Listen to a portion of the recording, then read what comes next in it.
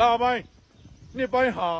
အောင်ပန်းနေစင်ဖို့ကျွန်တော်တို့မမိတ်မတုံဆက်လက်ချီတက်ကြရအောင်မှာဖြစ်တယ်ဒီကြတာတော့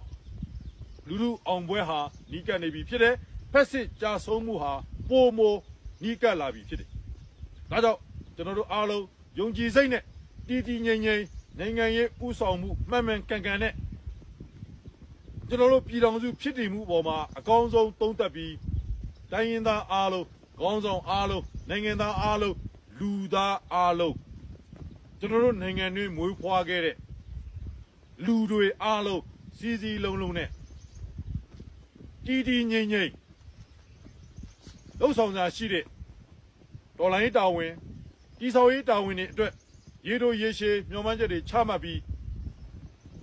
စီစီလုံးလုံးတစ်မျိုးသားလုံးစီစီလုံးလုံး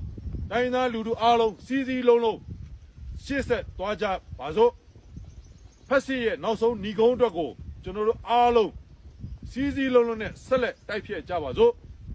တွေးမခွဲပဲငါဇွဲတွေမကြည့်ပဲ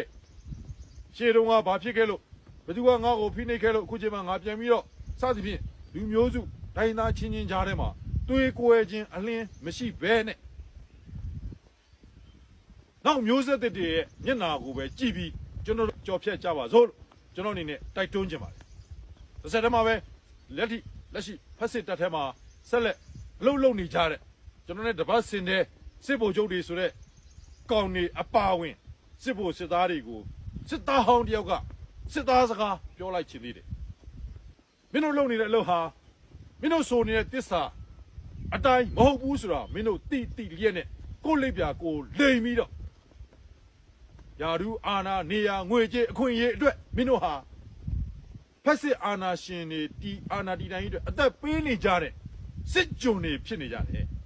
မင်းတို့ဘက်မှာပြည်သူမရှိဘူးမင်းတို့အခုကြွေးကြော်နေတဲ့ဟန်ပြရိုက်ကူးနေတဲ့မြောက်တွေတင်ဆက်တယ်ဆိုတဲ့ထောက်ခံသူဆိုတဲ့လူတစုကြည့်လိုက်မှန်ကန်နဲ့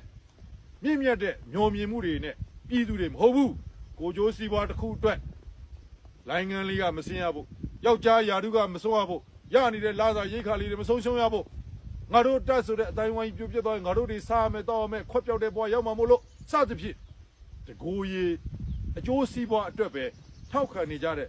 လူတစုရဲ့ထောက်ခံမှုသာဖြစ်တယ်ဒါမင်းတို့ရှစ်ဆက်တော့သူဆိုရင်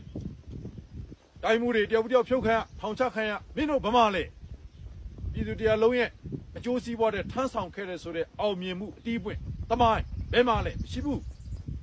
မင်းတို့စစ်ဗိုလ်ချုပ်တစု